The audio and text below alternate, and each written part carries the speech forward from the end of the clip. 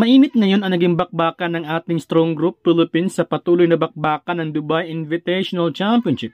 So far, naging undefeated ngayon ang Pilipinas sa pangunguna ni former NBA superstar Dwight Howard.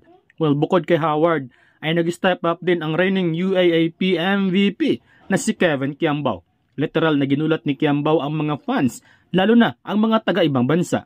Kaya dahil sa pinakitang performance ni Kiambao, ay napabalitang may teams sa UAE ang interesado sa serbisyo ni Kiambao. Eto mga idol dahil kay Dwight Howard ay marami palang mga NBA players at coaches ang nanonood sa naturang tournament.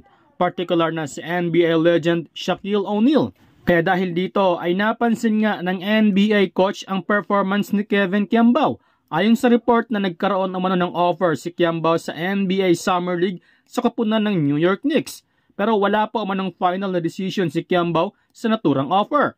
Dagdag pa ng source na mahihirapan pang makapagdesisyon si Kiambao dahil committed na nga ito para sa kanyang final year sa La Salle University.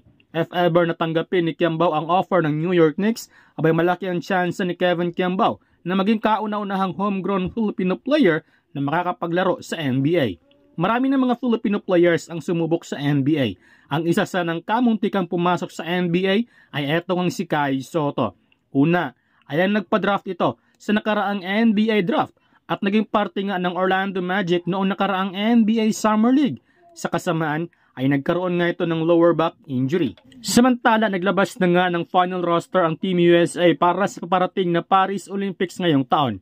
At hindi nga kabilang sa inimbitahan ng Team USA si Dwight Howard na ngayon nasa strong group Philippines. Ayon kay Howard na gusto umano niyang maglaro para sa Pilipinas, yun nga lang ay committed na nga si Howard sa Team USA.